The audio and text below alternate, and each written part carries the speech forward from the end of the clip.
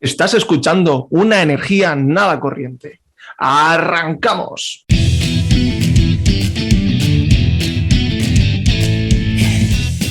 Soy Álvaro Manso y os doy la bienvenida a Una Energía Nada Corriente, el podcast que te habla sobre energía y sostenibilidad de forma cercana y con acento. Y hoy tenemos un programa muy especial, tenemos muchas ganas de hacerlo, llevamos mucho tiempo hablando de él, más de un año, estábamos pensando antes, llevamos desde la primavera de 2021 diciendo, oye, tenemos que hacer este programa. Me hace mucha ilusión porque hoy también está conmigo mi amigo Mario Alberto Gutiérrez. ¿Cómo estás, Beto? Hola a todos, bien. Aquí con ánimo de saber qué nos van a contar, ¿no? Estos temas siempre me parecen interesantes y más cercanos. Y también ha venido el otro clásico del programa, que es Guillermo de Santos. ¿Qué tal, Guille? ¿Cómo vas? Muy bien, muy contento de tener este programa hoy, de la super invitada y del tema tan guapo del que vamos a hablar. Así que genial. Sí, sin más dilación, presento a Tatiana Builes. Ella es ingeniera civil, hizo un máster en energía y medio ambiente y va a hablarnos un poquito de, bueno, ella es de Colombia y nos va a hablar de la relación de las centrales hidráulicas, de cómo funciona la relación con la gente de allí de Colombia, ¿no? Hola, Tatiana, ¿cómo estás? Hola, ¿cómo están? Bueno, un gusto estar acá, por fin. Muchas gracias por venir. Gracias. Arrancamos directamente con... Yo creo que para empezar habría que dar un poco de contexto, ¿no? al tema. Y te quería preguntar cómo es el sistema de energía, ¿no? En Colombia. ¿Cuál es la matriz que tenéis allí? Bueno, sí. Digamos que la mayor parte de la energía que se produce en Colombia viene de la energía hidroeléctrica. Alrededor del 68.3% de la generación viene a partir de centrales, ya sean embalses o pequeñas centrales hidroeléctricas. Un poco más sería el 30.7% es de energía térmica, que esta está instalada más que todo como para tenerla ahí por si pasa algo. 0.1% de solar, 0.9% de cogeneración y 0.1% de energía eólica. Pues en este momento nosotros ya tenemos como mayores normas y leyes que están promoviendo otro tipo de energías renovables, pero de entrada pues la matriz energética de Colombia es una de las más limpias de todo el continente. Entonces, pues debido al potencial, nosotros tenemos muchísimo potencial hídrico y lo hemos sabido aprovechar bastante bien. Entonces, casi todo es mucho potencial hídrico. Yo la verdad es que he de reconocer mi absoluta desconocimiento de la geografía y del país. Es una pena, iré algún día. Pero de momento, ¿es que tenéis allí grandes ríos o son lagos o cómo es? ¿Qué es lo que hay? Nosotros tenemos la cordillera de los Andes, termina justo donde comienza Colombia y se divide en tres. Entonces tenemos en el centro del país una cadena montañosa muy grande y eso nos da como potencial de caída, ¿cierto? Para generar energía necesitas caudal y una diferencia de altura. Entonces de ahí viene como este potencial. También tenemos grandes ríos, pues especialmente el río Cauca y el río Magdalena y todos los ríos pues que le aportan, y ahí es que sacamos nuestro potencial. Qué bueno, y por curiosidad, aquí en España como que hemos agotado los mejores sitios que había ya para poner presas hidroeléctricas. No sé si pasa igual en Colombia o sigue habiendo un potencial enorme de seguir construyendo porque seguís teniendo sitios muy buenos. Dependiendo a lo que te refieras, porque digamos en España de pronto piensan muchos en embalses grandes, o sea, almacenamiento de la energía. Nosotros tenemos eso, aunque ya no está bien visto por las comunidades, por pues, o sea, los impactos que tienen pues tanto ambientales como sociales son grandes, pero sí nosotros lo llamamos como a filo de agua y es como el caudal que se capta más adelante se vuelve a entregar al río, pues y el impacto no es tan alto. Digamos que todavía tenemos mucho potencial, pero pues como la línea de ruta del gobierno es ya diversificar un poco la matriz y le está apuntando más como a la energía solar y a la energía eólica. Y bueno, y al hidrógeno también. Apuntar la importancia, ¿no? Como Colombia es la tercera en el país de Latinoamérica, es el tercero en habitantes después de Brasil y de México. No sé, tiene por ahí de 50 millones, ¿no? Es bastante grande el país y que lo han aprovechado bien. Otra vez estaba con estos temas del agua que tratamos en el podcast pasado o en algún episodio. Colombia está por el 5º lugar de reservas de agua en el mundo. Eso también es bastante importante de remarcar, creo. Sí.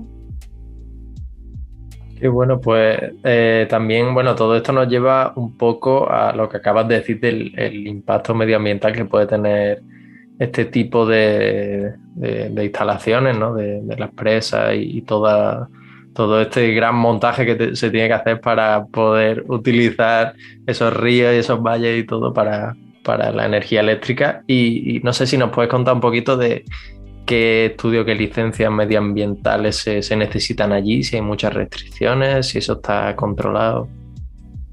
Pues sí, depende a qué actor le preguntes. O sea, la legislación ambiental en Colombia es muy exigente o no.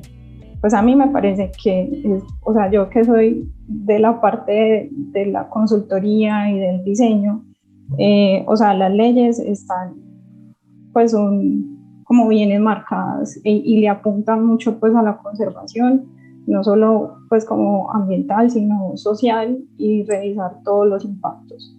Entonces, inicialmente, cuando uno mira como el potencial que tiene, digamos, una quebrada, un río en específico, tú tienes que, ante las, ¿cómo se dice?, corporaciones que son como entes ambientales, pedir permisos para estudiar la zona, para ir, siempre es como muy acompañado de ellos, aparte que es, o sea, hay que ir a contarle a la gente, vea, nosotros estamos acá mirando este potencial, así sea como con las autoridades pues locales. Luego de ver ese potencial ya empezamos a ver como en ciertas etapas, como depende de la etapa del diseño en la que estemos. Entonces, si estamos en prefactibilidad de un proyecto, o sea, como ya vimos que tiene potencial, vamos a ver si esto si se puede hacer, si es viable constructivamente. Entonces viene otra parte con la corporación ambiental y vamos a ver cuáles son las alternativas que tenemos para ese diseño y esas alternativas cómo me están impactando el medio ambiente, pues el medio ambiente local, tanto la fuente hídrica como pues o sea toda la parte de vegetación, flora, fauna, la parte social. Hay que investigarla pues no muy a profundidad en esta etapa, pero sí hay que ver cuáles son los impactos que hay. Vale, todo esto es antes de siquiera decidir nada, ¿no? Esto es solo ver el potencial que puede haber en un sitio. Sí, pues mirando cómo lo podemos hacer. Cuando yo digo, bueno, estas son mis alternativas, estos son mis impactos, la corporación dice, bueno, entonces esta es la alternativa que menos impacto tiene, usted va a hacer esto.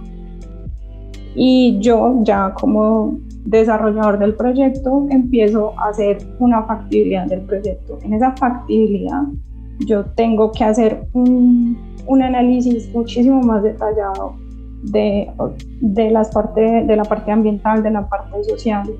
O sea, tengo que contar los árboles que hay, tengo que contar la fauna, tengo que ver quiénes son las personas que se están afectando, cómo usan ellos el agua, cómo usan ellos los recursos que hay alrededor. Y mientras tanto les tengo que contar a ellos que estoy haciendo este proyecto, ¿cierto? Como si no hay, o sea, son personas como normales, ¿cierto? Una comunidad como, estoy pasando por la casa de Guille, ahí voy a poner un proyecto y le tengo que contar a él y luego pues ya vamos a ver cómo hacemos. Ahora, si hay comunidades indígenas, si hay comunidades afro, otro tipo pues como de comunidades que son consideradas acá en Colombia, que se les tiene que dar prioridad. O sea, no son como el cristiano común, ellos estaban antes. Entonces hay que hacer es como una figura que se llama consulta previa. O sea, antes de yo hacer todo, tengo que hablar con ellos, les tengo que explicar, y ellos me tienen, que dar un permiso para poder hacer el proyecto y yo tengo que negociar con ellos. Digamos que esto lo hace la persona que en sí va a construir el proyecto. Y todo lo que yo estoy diciendo, pues hago la salvedad. Es teórico y es según la ley, ¿cierto? Y hasta donde yo, pues como podido como presenciar, porque yo como consultora, pues y diseñadora de los proyectos, yo voy hasta cierto punto, pero ya es el dueño del proyecto, el que sí va a generar la energía, el que va a construir, el que también tiene que pues velar y hacer que eso se haga, y la corporación ambiental tiene que velar para que eso se haga, etc. Es que hemos empezado un poquito a las bravas, pero no hemos explicado a qué te dedicas tú y cuál es tu profesión, en qué tiene que ver con las centrales hidroeléctricas en Colombia. Ok, bueno, yo soy ingeniera civil y yo comencé como diseñando la hidráulica de estos proyectos. Entonces son como todas las estructuras que sirven para hacer la generación de esta energía hidráulica, ¿cierto? Pues como las presas, los vertederos, las captaciones, las tuberías de conducción, etcétera, pues todo lo que es. Y ya luego me comencé a dedicar a la parte de potencial, o sea, de revisar potencial, y la parte inicial de los proyectos, ¿cierto? Como la concepción de un proyecto hidroeléctrico. Sí, como el primer paso, ¿no? El de vamos a pensar a ver si aquí se puede hacer un proyecto de central hidroeléctrica. Exactamente. Y ahí es donde uno, o sea, haciendo esas visitas de reconocimiento, porque con información secundaria uno entra y dice, bueno, aquí puede haber potencial, según tales, información de hidrología, etcétera. Y ya luego hay que ir allá a ver toda la parte de geología, aquí sí puedo hacer lo que yo quiero hacer. Pues es un montón de cosas que se tienen que considerar. Y en cada etapa, a medida que se va desarrollando más como el proyecto, va uno socializándolo más y pues como compartiendo más con las comunidades y todas las preguntas que ellos tienen y todo, que no es fácil, porque son de pronto personas que viven en lugares alejados, que no tienen acceso a un montón de información, que no es fácil explicarles cómo funcionan estos proyectos. Pues, y tienen a veces como taras y cosas previas que los cierran a los proyectos. Aquí ha habido, pues en Colombia, proyectos que ya están listos o ya tienen licencia ambiental, y pues si las comunidades de la región dicen no queremos que se haga. No queremos que se haga este proyecto porque es un embalse, porque Tales, el río está limpio, nosotros vamos mejor a desarrollar turismo, etcétera. Ha pasado. Entonces no se hace. Cuando hablamos además de la gente que vivía ahí, estamos hablando también todavía de culturas indígenas, que a lo mejor tienen sus propias religiones, ¿no? Que se relacionan mucho con el agua, con la selva, con la tierra. Sí, exactamente. Pero entiendo que para ellos sea un choque frontal, ¿no? El que vayas a usar su agua. Es un poco complicado a lo mejor.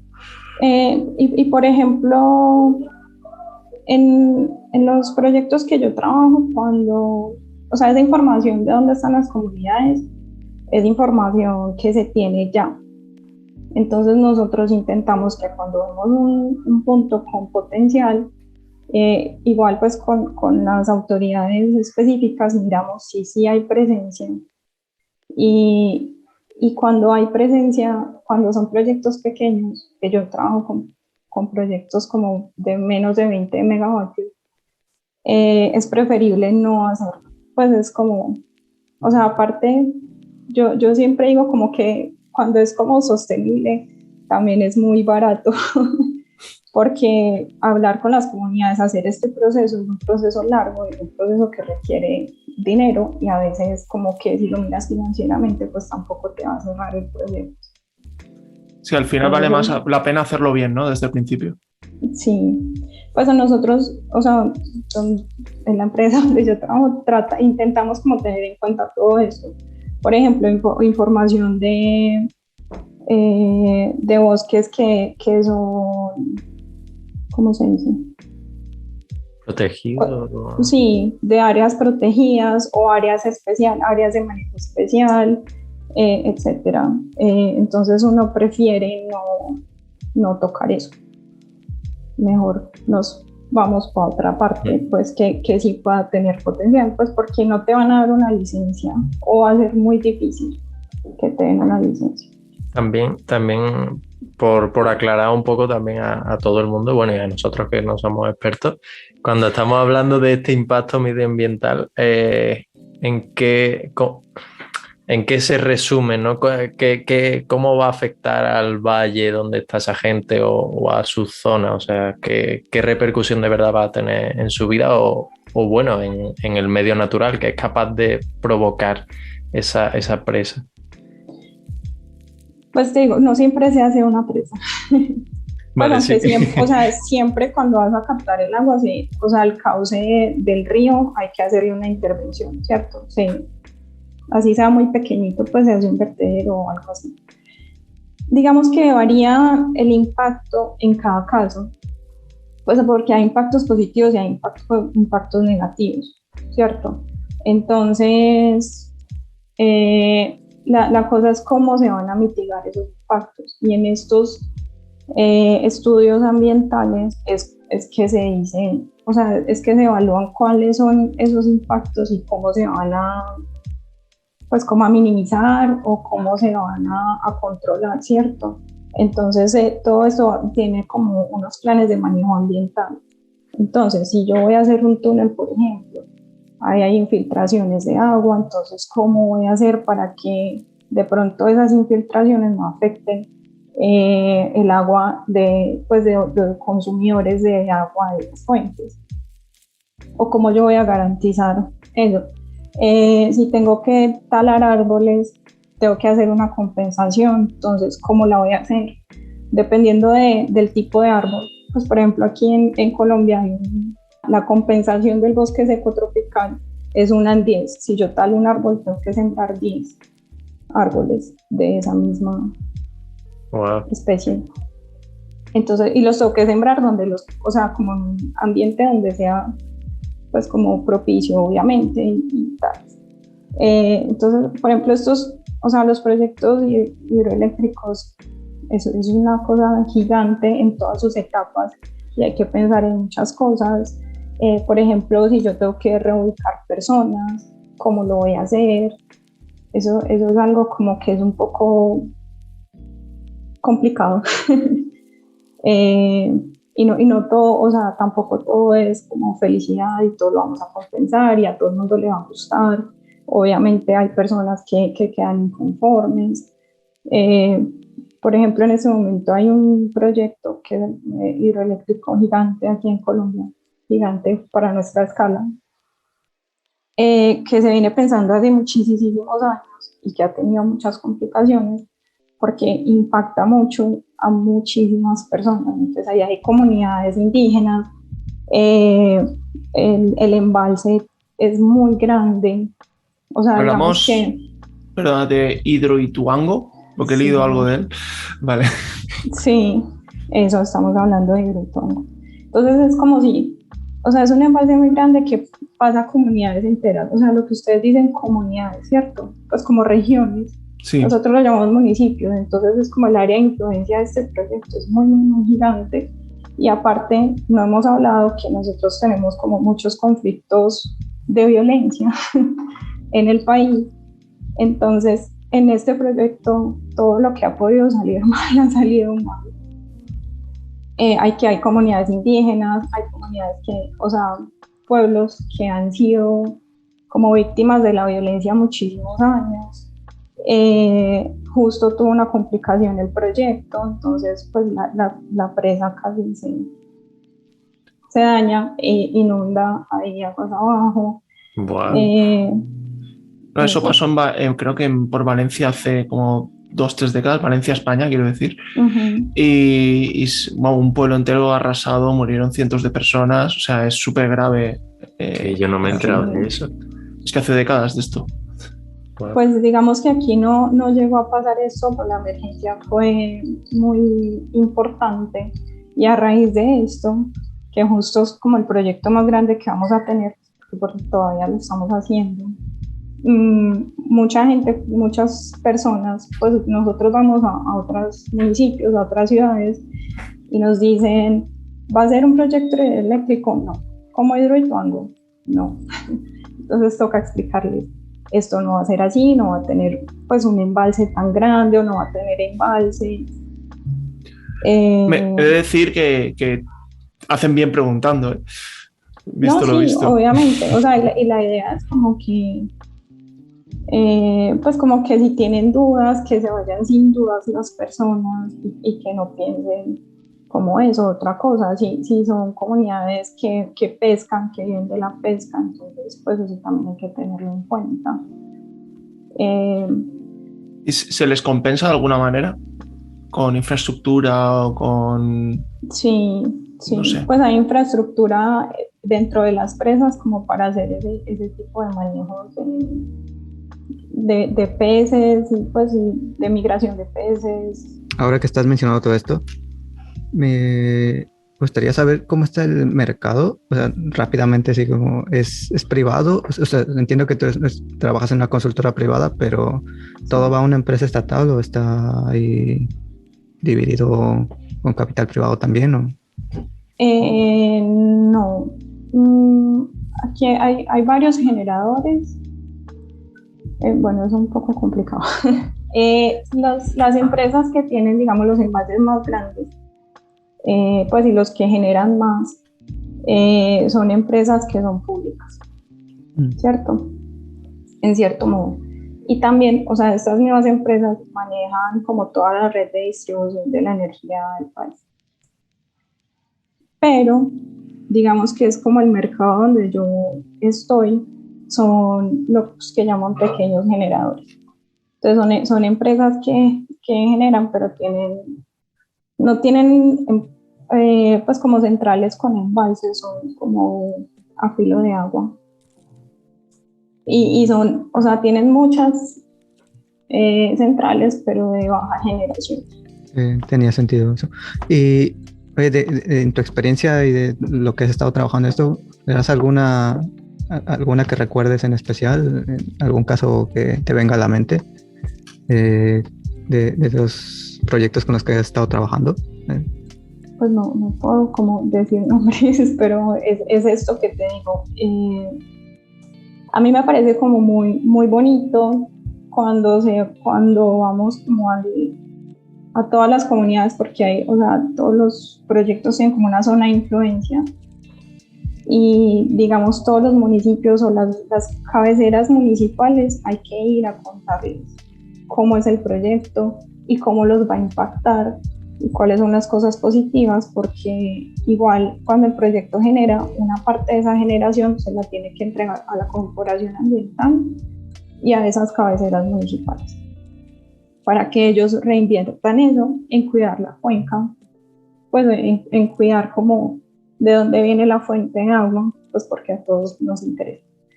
Y pues y es muy bonito ir a hablar con ellos y a explicarles eso, pues que no todo el mundo es como muy abierto. Pues hay personas que no les gusta que entren pues como a sus comunidades, y piensan que entonces uno se les va a robar todo el agua, y eso no es así. La legislación dice que uno tiene que dejar pues cierta cantidad de agua en el cauce, pues para permitirle pues como su conservación y, pues, y que no se alteren tanto pues como todos los procesos que hay ahí. Te intento imaginar, rollo ingeniera civil, diciendo voy a ir a un pueblo indígena a explicar esta locura de proyecto a gente que es muy difícil que lo entienda de primera. O sea, cómo se realiza esa comunicación, que tiene que ser bastante complicada. Y más para ti, que no sé qué preparación tienes para hablar con esa gente también. Bueno, pues de entrada yo nunca he hablado como con comunidades indígenas como tal, solamente pues como con los habitantes de las zonas donde nosotros estamos desarrollando proyectos. Que también tiene que ser complicado. Sí, sí, es complicado porque son personas que, digamos, o sea, son agricultores, son campesinos, ellos... Después es difícil. Me estoy imaginando una junta de vecinos en una escalera discutiendo sobre si hacer una derrama para cambiar el timbre y luego decidiendo si poner una presa o una central hidroeléctrica en el río. Es como otro nivel. Pues mira que son también como zonas donde de pronto no hay mucha comunicación, de pronto no entra bien el internet o nosotros no tenemos como forma de comunicarnos con él, entonces hay que hablar con los líderes de las comunidades y ponerles una cita. Casi todos tienen como un salón comunal, entonces ahí nos vamos a reunir los de las veredas tal y tal para hablar de este proyecto y digamos no vamos los ingenieros solos nunca, nosotros siempre tenemos como un profesional en el área social y ellos son como los que entran a la comunidad y nosotros, que somos los más técnicos, vamos detrás. Entonces ellos les explican toda esa parte social, ellos ya saben cómo tratar con las comunidades, entienden las comunidades, saben cuáles son las dinámicas de las regiones. Entonces ellos son los que empiezan y ya nosotros simplemente vamos como con la parte técnica lo más claro posible. Y con la parte ambiental también, entonces viene como un profesional que ya es mucho más especialista pues como en la parte ambiental y les explica todos esos impactos que va a tener pues y cómo, qué tanto se va a impactar como su economía o etcétera, puede que no. O sea, si siembran café, entonces pues les vamos a decir, esto no afecta a sus fuentes de agua, o pues si se afecta, se va a garantizar de que pues siempre va a haber esa disponibilidad de una manera u otra y así. Y está preguntándome, ¿esto se hace como una tarde, quedas con ellos y habláis? ¿O os movéis allí, no sé, unos días para poder tener estas charlas? Depende del proyecto, porque si son proyectos que impactan pues, a muchísimas personas o muchas veredas o muchos centros pues como de población, entonces eso es una salida que lleva días. Y lo que te digo, entre más avanzado está el proyecto, más, es más específico, entonces lleva más días, hay que explicarles más, pues más detenidamente y entonces hay que ponerle citas por la radio comunitaria, entonces es como tal día va a haber una presentación de tal proyecto. Y todo esto pues no es como porque sí, porque bonito, hay que hacer actas y todas tienen que firmar y eso se le presenta a la corporación ambiental, todo es como parte del proceso legal que hay que seguir. Y en cuanto a la gente, y digamos que lo aceptan, o todos los proyectos donde han aceptado la implantación de estos proyectos, ¿les representa algún beneficio o simplemente es que no los afecta? Al final están poniendo algo dentro de su zona que, digamos, siempre han estado ahí. ¿Les representa beneficios? Pues lo que te digo, al final va a haber un beneficio económico, no para cada uno, obviamente, no se les entrega como, para el señor Jorge tanta plata, no, eso no se hace. Pues solamente cuando hay como una intervención más específica, si yo voy a poner una tubería en tu predio, pues, que es de tu propiedad, pues yo ya tengo que negociar contigo y pagarte pues una compensación, ya sea un arriendo o te compro como esa parte del lote, etcétera, o en algún acuerdo se llega. Pero por compensaciones sí se le tiene que dar como a la cabecera municipal, se dan compensaciones y a la corporación ambiental para que se mantenga la cuenca. Digamos que como son personas que son agricultores, pues o viven de la tierra, pues a ellos también no es un beneficio, más una compensación para que, pues como para que sigan y no se les impacte mucho su ingreso, pues, o su fuente de ingreso. Y bueno, estos proyectos luego la gente suele estar más o menos de acuerdo con lo que ha quedado o sigue habiendo después de que se construya problemas, porque no sé, me lo imagino complicado el asunto. Nunca llueve a gusto de todos. No, nunca es a gusto de todos. Pero pues en este caso, digamos que cuando hay estos problemas, las mismas comunidades, ellos se encargan pues como que su autoridad gubernamental no de los permisos de construcción. Si ellos no están conformes, eso se va a demorar muchísimo más tiempo, ¿cierto? Sí, me refería una vez ya se ha construido, normalmente ya la cosa se acaba ahí, ¿no?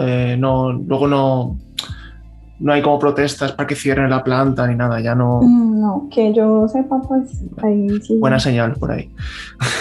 Pues no estoy como enterada de que haya pasado algo así, ¿no? Y también respecto a esto, como que no sé si ahora, o sea, como has dicho que hay mucha gente que rechaza así de primera un poco este tipo de centrales, no sé si pasa un poco como la nuclear, cuando, bueno, durante muchos años ha tenido muy mala fama y nadie quería una nuclear cerca suya, eso con seguridad. Y no sé, bueno, ahora... Ahora tampoco mucha gente la quiere cerca. Ahora tampoco mucha gente, pero siento que ha cambiado un poquito la cosa, ¿no? Pero eso, y a veces hasta se usaba, no sé, como quizá como herramienta política, ¿no? Para convencer a tu población de, mira, no vamos a permitir que esta gente venga a ponernos una hidroeléctrica cerca ni nada. No sé si se ha llegado a eso, si se llega a utilizar así o hay más conciencia y la gente está un poco más enterada. No, yo creo que con este asunto del desfango antes las cosas han ido empeorando. Pues la gente ya no está tan abierta a este tipo de energía y cuando se les presenta un proyecto así y ellos piensan que eso va a tener un embalse gigante y así, entonces dicen como, ay, ¿y por qué no hacen entonces energía solar? Entonces hay que explicarles como, aquí de pronto no hay tanto potencial, yo no puedo en una montaña, que sí, o sea, que sí se puede hacer una hidro, es más difícil hacer unos paneles, pues, o sea, no se genera lo mismo, hay que como explicarles todo esto. Y políticamente, obviamente, se utiliza para que la gente, o sea, para que las personas se opongan. Con esto de Hidroituango, pues eso se sigue haciendo, pero todavía hay gente que se opone, las mismas comunidades del sitio. El presidente electo se montó diciendo, o sea, tratando de hundir el proyecto y diciendo que ya no se van a hacer más presas. Sí, para dar un poco de contexto, que habrá mucha gente que no sabe lo que estás diciendo, acaban de haber elecciones presidenciales, ¿no? O no sé cómo se llaman allí, en Colombia, y acaba de ganar por primera vez en la historia el primer presidente, creo que es la primera vez en la historia de izquierdas, ¿no? De la historia. Entonces, bueno, lo que estás diciendo, Tati, ¿no? Que justo te lo iba a preguntar, que si había hablado de esto en la campaña.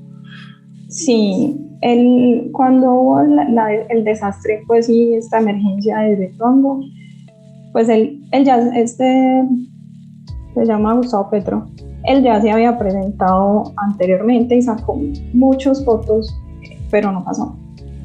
Eso le garantizó un puesto en el Senado. Entonces él desde el Senado hizo mucha oposición a este proyecto, siempre ha querido.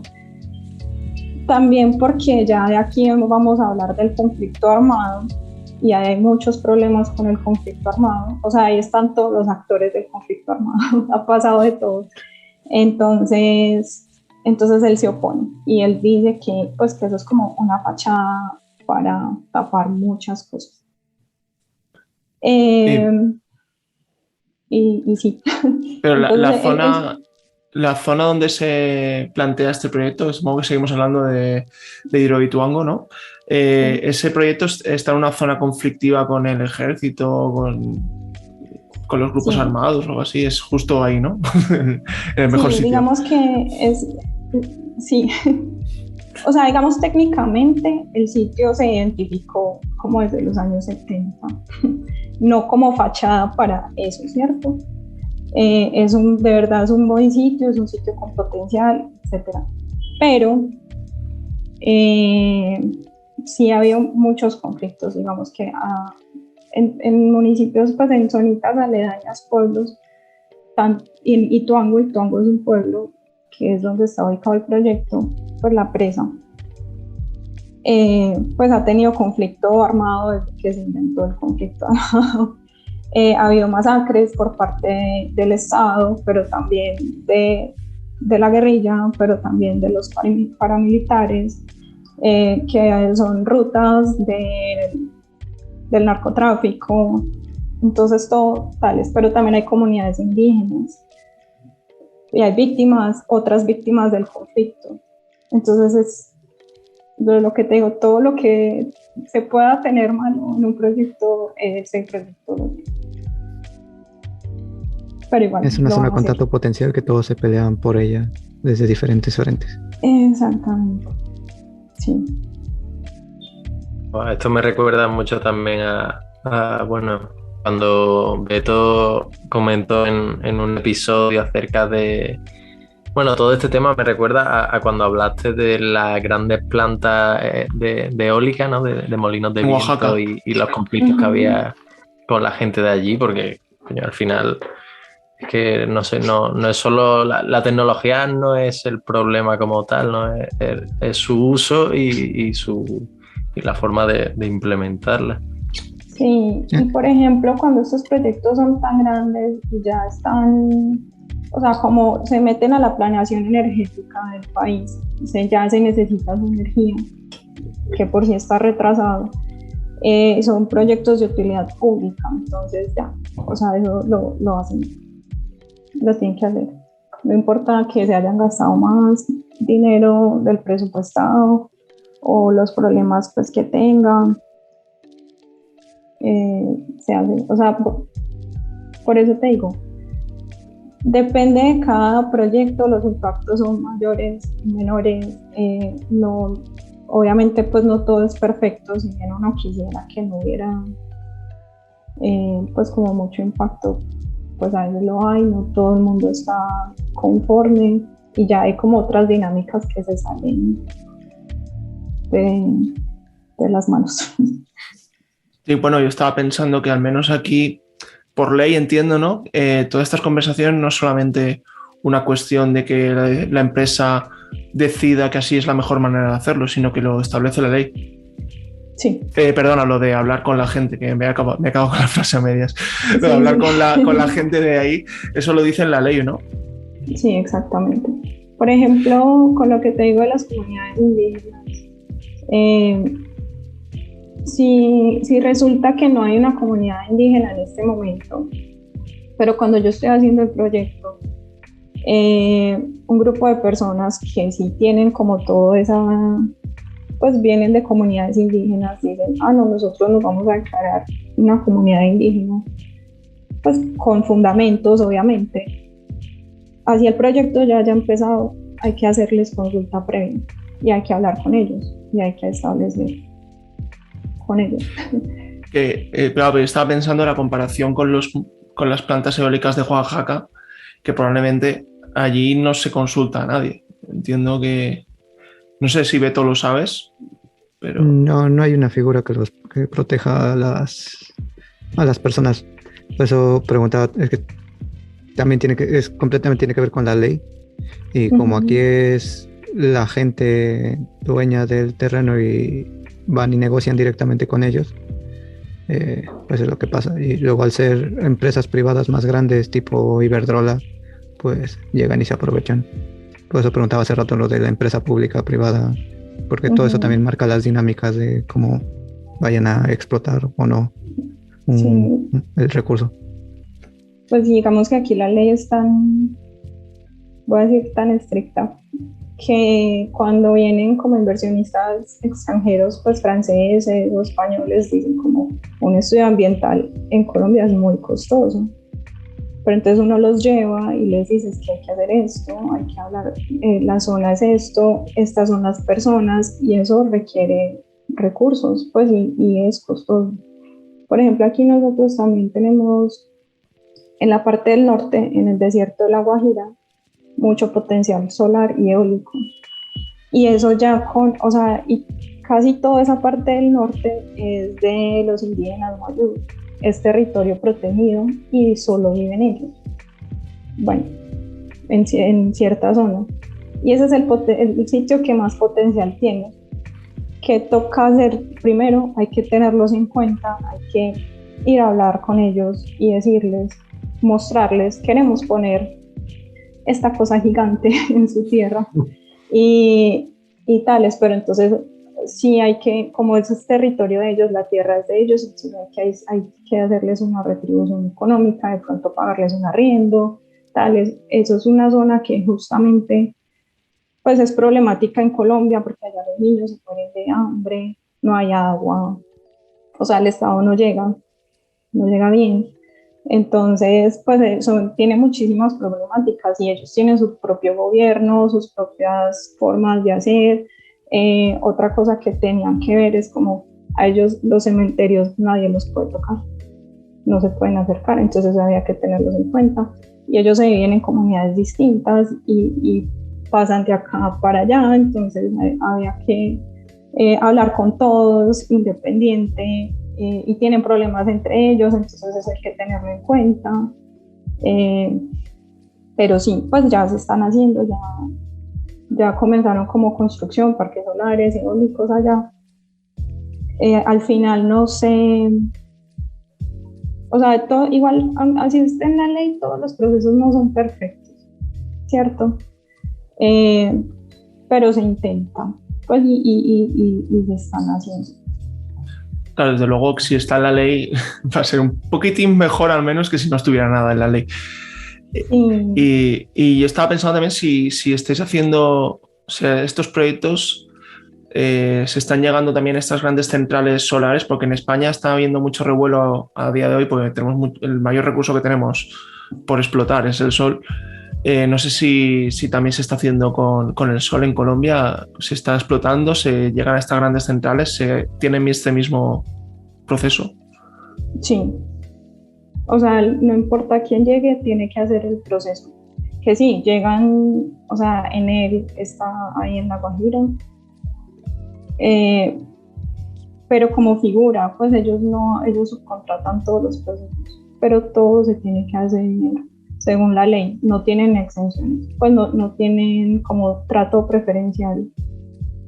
Ya, o sea, en ese sentido, ya en otros sentidos, ya como de impuestos y cosas así, pues sí, obviamente sí lo tienen. Pero en estos procesos no. Yo estaba acordando ahora cuando hablábamos, en España lo que suele ocurrir cuando te ponen una central así grande, al menos sé que con las nucleares lo hacen, y también ocurre con las telecomunicaciones cuando te ponen una antena en tu edificio, que hacen, bueno, lo de la antena de edificio creo directamente te paga a la gente que vive ahí, pero cuando ponen centrales nucleares la gente, había veces, o sea, la mayoría de gente, como decía Guille, no quería una central nuclear, pero luego hay mucha gente que sí que está muy contenta de tener una central nuclear cerca porque tiene como muchos beneficios para su pueblo. O sea, si tú vives en un municipio que tiene una central nuclear alrededor, probablemente tenga muchos impuestos y muchos recursos para hacer parques, colegios y cosas nuevas. No sé si es un poquito la idea, supongo por lo que he entendido, ¿no? Que es un poco lo que se hace también allí con las hidráulicas y... las hidroeléctricas. Pero... aquí lo llamamos regalías. Regalías. Sí, las cabeceras municipales que están en la zona pues, que están impactadas por estas centrales reciben regalías. Pues, pero ya ellos pues, mirarán cómo se usan esos recursos. Claro, eso luego cada ayuntamiento, cada municipio puede usarlo para el bien o para el mal. Es un gran poder, ¿no? Exactamente. No sé si Beto o Guille, ¿queréis hacer alguna intervención? Pues estamos cerca de la hora. No, solo nada, agradecer a Tati que haya venido y que bueno, es súper interesante y que sí, o sea, que me alegra que Colombia sea un ejemplo en este tipo de legislación, por ejemplo, que viendo que cada vez la explotación de las renovables va a ser, bueno, mucho mayor y va a ser la nueva colonización energética un poco, ¿no? Como hay que tener mucho cuidado de que poco a poco las grandes empresas que antes buscaban el petróleo, ¿no? o los combustibles fósiles, y para ello ha habido guerras, conquistas y bueno, lo más grande y lo peor. Ahora que llegan las renovables, hay que tratarlas con mucho cuidado, ¿no? Para que no ocurra lo mismo. Las renovables y el agua, que justo están las dos cosas ahí en juego en Colombia. Y inundar tierras de labranza, también de cosecha, ¿sabes? Cuando tú haces una presa, todo el agua, toda la tierra que hay alrededor del río probablemente fuera buena para cultivar. Entonces es como, son muchas cosas, es muy complejo todo este sistema. Es muy complejo, sí. Y está bien que al menos se haga con participación de la gente que se va a ver afectada y bueno, sumarme al agradecimiento de Guille. Ha sido muy interesante este programa. Tenía muchas ganas de grabarlo y ha cumplido con creces mis expectativas. Qué bien. Y yo muchas gracias por invitarme. Ha estado muy bien escuchar estas cosas y que también que en Latinoamérica se hacen cosas bien. También es interesante recalcarlo. Y que se aprovechen los recursos que se tienen, como alguna vez lo habíamos dicho, que lo mejor es tener de todo un poco, pues en su caso no necesitan quemar fósiles ni nada, pero bueno, hay que seguir gestionando ese tipo de cosas para que los impactos sean menores. Que sí quemamos fósiles, pues, pero muy poco. Pero bueno. Okay. Sí, siempre y la gente tiene coches con gasolina. Claro, me refería a para la electricidad. Sí. Pero bueno, pues acabamos aquí. Yo me he quedado con una frase que quería cerrar el programa con esta frase, y es que hacerlo bien es barato. Es lo más barato, algo así has dicho también. Sí, lo sostenible, ¿no? Lo sostenible, eso era. Sí. Lo sostenible es barato. Entonces, con esa idea quiero acabar el programa, y no lo he dicho al principio, pero lo digo ahora. Si no es un día hoy para que tú, querida oyente, te suscribas a este programa, le des me gusta y nos pongas comentarios lo que te parece al programa, me parece que es un día fantástico, que para que podamos tener más invitadas tan espectaculares y tan interesantes como Tati. Compárteselo a la gente, por favor, que le pueda interesar. Yo creo que además esto es una cosa que debería servir de ejemplo para mucha gente. Y nos escuchamos a la próxima. Si me habéis escuchado hasta aquí, muchas gracias y hasta luego. Adiós. Chao.